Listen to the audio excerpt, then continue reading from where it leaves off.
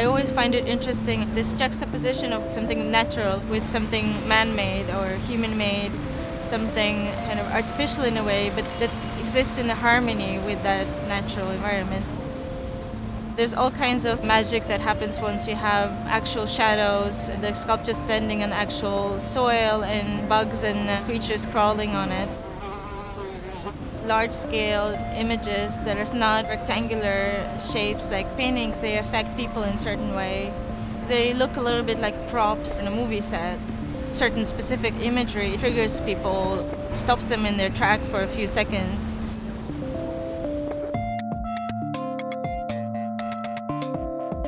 Public Art Fund has been programming in City Hall Park since 1977. It is a real gem of a park in a part of Manhattan that there isn't a lot of public space. This is a beautiful historic park that connects a lot of different urban infrastructure. Earth Potential is an exhibition by the artist Katja Novitskova, organised by Public Art Fund.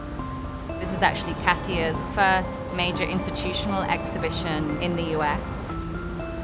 And it consists of 7 large works by the artist, which really conflate both photography and sculpture.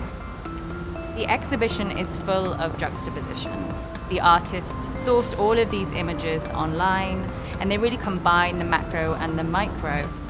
You have the Earth, you have Venus, all juxtaposed with organisms which vary from the cuttlefish to the earthworm, even to the bacteria E. coli.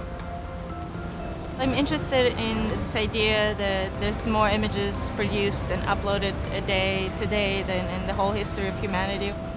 And just this dimension of images that is so massive that it becomes not just a cultural scale, but also ecological and environmental. All the images that Katja is using are being currently used within various different scientific research to try and further our understanding of the planet. For example, the C. elegans was the first ever organism to have its whole genome digitized. She's paired it with Titan, which is Saturn's largest moon. I think we were hopeful that visitors to the park would suddenly feel like it had been transformed into this otherworldly, strange environment. Could be seen as sort of a landing site or a nest that kind of occurs after the encounter with something alien. But you cannot just look at the sculpture and forget about the world. The world is constantly present around each work. Especially today, this understanding of a planetary scale is just very important to the social and political situation. You don't see any borders from this perspective. You can't deny it's all connected. You can't deny it's so beautiful. The exhibition as a whole is really about Earth as a resource. The Earth is a resource. Its potential is very complex, it's very layered. We're still unearthing that and still discovering what that can be. And hopefully we will be able to preserve that potential for future generations to come.